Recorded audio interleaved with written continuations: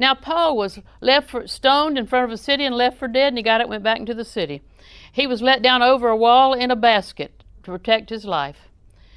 He was shipwrecked and landed on an island where he ministered to the people. He had a lot of difficult things happen to him, but he seemed to always overcome and continue working. It's because he knew God, and he knew what was in him, and he drew from the peace, and he drew from the Spirit which gave him. See, at the shipwreck, the angel told him, nobody's going to die here.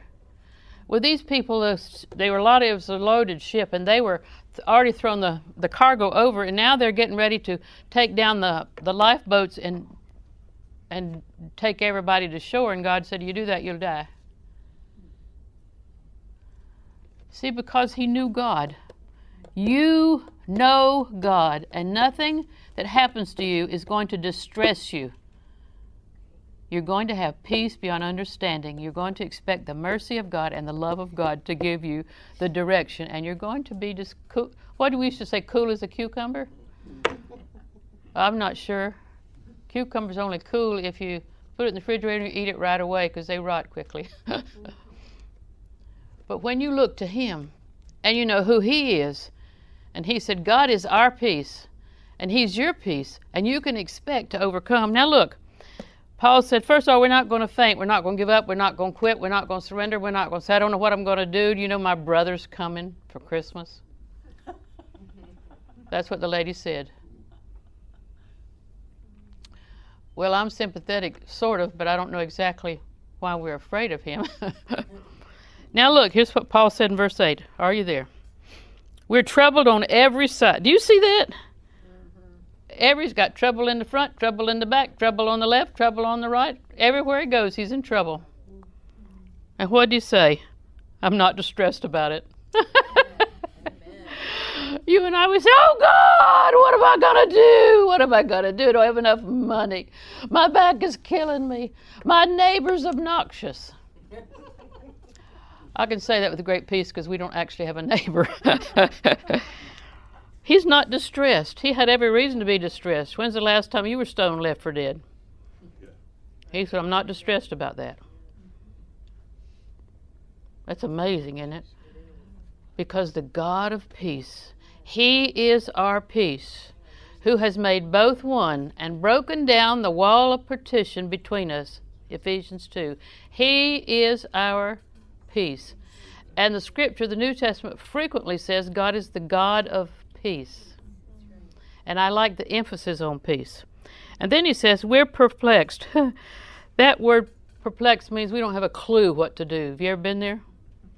I mean, I'm just confused and I don't know what to do. I don't know when to do it, how to do it, how much it's going to cost me. That's usually our first question. Well, what is this going to cost? So you lost your peace over money, didn't you? Huh? Y'all look really innocent, but I know you're not. He said, we're perplexed. He said, I don't know what to do, but I'm not in despair.